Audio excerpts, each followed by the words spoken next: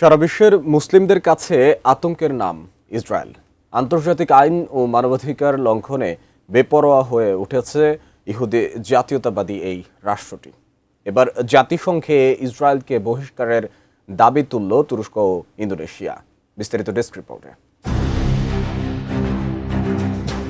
ঐতিহাসিক, ধর্মীয় এবং ভূ রাজনৈতিক প্রেক্ষাপটে মুসলিম দেশগুলোর কাছে সবসময় হুমকি হিসেবে বিবেচিত হয়ে আসছে ইসরায়েল। গাজায় গণহত্যা, আন্তর্জাতিক আইন লঙ্ঘন এবং ফিলিস্তিনিদের ওপর বর্ণবাদী আচরণের অভিযোগে অভিযুক্ত দেশটি। কোনোভাবেই থামানো যাচ্ছে না তাদের। নিরুপায় হয়ে ইসরায়েলকে এবার জাতিসংঘ থেকেই বহিষ্কারের দাবি জানালো তুরস্ক ও ইন্দোনেশিয়া। ইস্তাম্বুলে আয়োজিত ১৫২তম ইন্টার পার্লামেন্টারি ইউনিয়ন অ্যাসেম্বলির উদ্বোধনী অধিবেশনে তুরস্কের পার্লামেন্টারি স্পিকার নুমাল কুর্তুলমুস ফিলিস্তিনিদের ওপর নিপীড়ন এবং বর্ণবাদী নীতি অনুসরণের অভিযোগে ইসরায়েলকে জাতিসংঘের সদস্যপদ স্থগিত করার জোরালো আহ্বান জানিয়েছেন।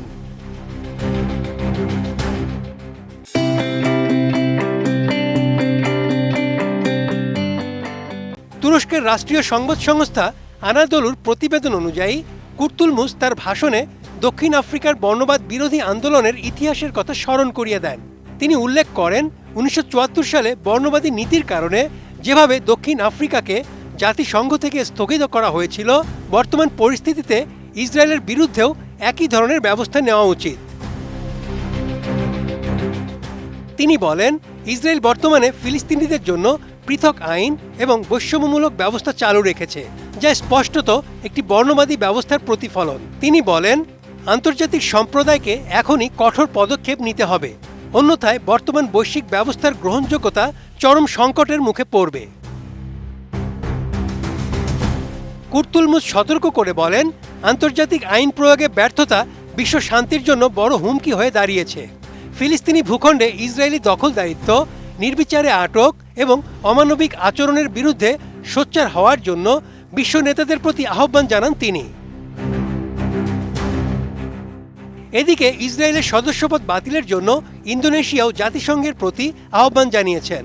দেশটির বার্তা সংস্থা আন্তারা জানিয়েছে, ইন্দোনেশিয়ার জনপ্রতিনিধি পরিষদ আন্তঃসংসদীয় সহযোগিতা কমিটি অর্থাৎ DPRRI এই আহ্বান জানায়।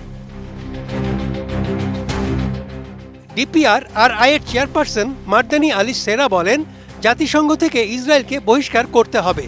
তিনি বলেন, শান্তি, মানবাধিকারের প্রতি শ্রদ্ধা এবং আন্তর্জাতিক সহযোগিতার উপর জোর দেওয়া জাতিসংঘ সনদ লঙ্ঘন করেছে ইসরায়েল।